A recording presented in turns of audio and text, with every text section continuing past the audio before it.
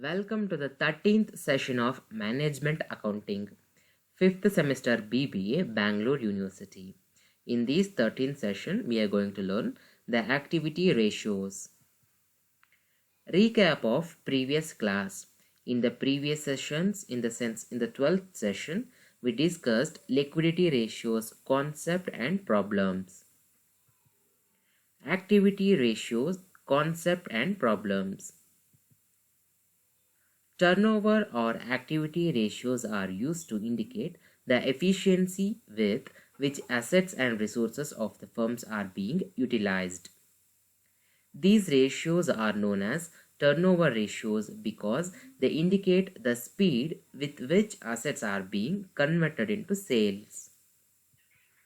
Activity ratios generally include the following, that is, inventory turnover ratio, debtors turnover ratio, fixed assets turnover ratio, working capital turnover ratio, capital turnover ratio, and creditors turnover ratio. So let's discuss one problem. Green Mango Company sells goods on cash and credit terms and also purchased goods on cash and credit terms. The following particulars are obtained from their books. The information obtained from Green Mango Company is as follows, that is, the total sales they made is rupees 5 lakh, cash sales 40,000, sales returns rupees 20,000, debtors at the end 80,000, bills receivable at the end 20,000, reserve for doubtful debts 1,000, reserve for discount on creditors 2,000, and they made total purchase of rupees 3 lakh. Cash purchases rupees 50,000, purchase returns rupees 10,000, creditors at the end 60,000, bills payable at the end 20,000, opening stock rupees 50, closing stock rupees 40,000, gross profit 1 lakh, and fixed assets rupees 10 lakh. And we need to calculate the activity ratio. To calculate activity ratio, the formulas are being like this. First one, stock turnover ratio. Stock turnover ratio is equal to cost of goods sold, COGS, divided by average inventory. First, we calculate cost of goods sold. You know the formula, that is sales minus gross profit, but in these problems we have a sales returns. So sales rupees 5 lakh, from that sales you need to less the sales return rupees 20,000 and also the gross profit rupees 1 lakh.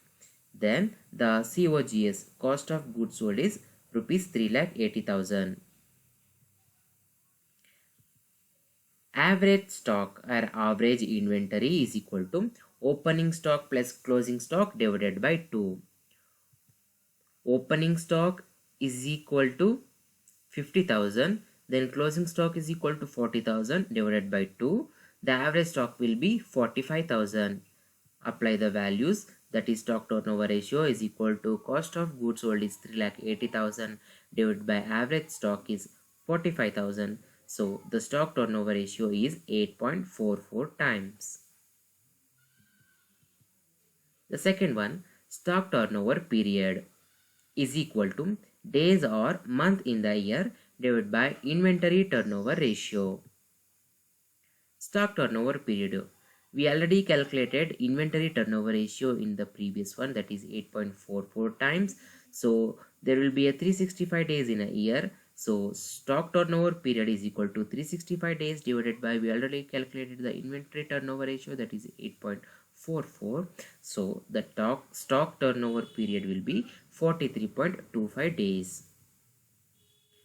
The third one, fixed assets turnover ratio is equal to cost of sales or sales divided by net fixed assets.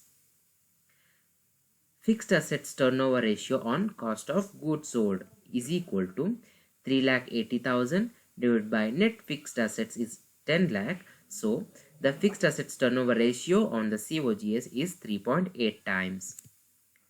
Fixed assets turnover ratio on sales is equal to 4,80,000 divided by 10 lakh, that is net fixed assets. So the fixed assets turnover ratio on sales is 0.48 times. The fourth one, debtors turnover ratio. The formula is credit sales divided by average accounts receivable. For this purpose, first we need to calculate the net credit sales. The formula is net credit sales is equal to total sales minus sales returns and cash sales. In these problems, the total sales is rupees 5 lakh and the returns from the sales is 40,000 plus cash sales is 20,000. From 5 lakh, we need to less 40 plus 20,000, that is 60,000.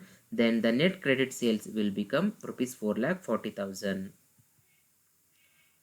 Accounts means average accounts receivable is equal to opening debtors plus bills receivable plus closing debtors plus bills receivable divided by 2. In this problem, since opening items are not given, closing debtors and bills are to be taken as average receivables. In this problem, they have not mentioned the opening balances of debtors and bills receivables. So that's why we are considering the closing debtors as a average receivables. So let's apply the values. Debtors turnover ratio 4,40,000 divided by 1 lakh is equal to debtors turnover ratio will be 4.4 times. Fifth one, debtors collection period is equal to months or days in a year divided by debtors turnover ratio. We already calculated the debtors turnover ratio, that is 4.4. So average collection period in days is equal to, you know absolutely, that is there will be a 365 days in a year divided by 4.4, the debtors turnover ratio. Then the average collection period in days is 83 days. We also calculate in month also, that is average collection period in months. There will be 12 months in a year. So 12 divided by 4.4, that is a debtors turnover ratio. So the average collection period in months 2.73 months. Average collection period in days 83 and in months 2.73 months. Sixth one, creditors turnover ratio. The formula to find out creditors turnover ratio is net credit purchase divided by average account payable. First, we need to calculate the net credit purchase. The formula is total purchases. From the total purchase, we need to less cash purchases and returns. Total purchases they made is rupees 3 lakh and cash purchases is 50,000 and purchase return is 10,000. So the net credit purchase will be rupees 2 lakh 40,000. Accounts payable include creditors and bills payable. So average accounts payable is equal to opening creditors plus bills payable plus closing creditors plus bills payable divided by 2. Since opening items are not given, closing creditors and bills are to be taken as average payable. Yes, here also they have not mentioned the opening balances. That's why we are considering the closing balances as average payables. That is rupees 60,000 plus 20,000 creditors and bills respectively. So it will become total rupees 80,000. So apply the values. Creditors turnover ratio is equal to 2,40,000, that is net credit purchase, divided by 80,000, that is average account payable. So the creditors turnover ratio is 3 times. Seventh one, average payment period is equal to months or days in a year divided by creditors turnover. We already calculated the creditors turnover, that is 3 times. So average payment period in days, there will be a 365 days in a year divided by 3, 121 days. Then in month also we express this.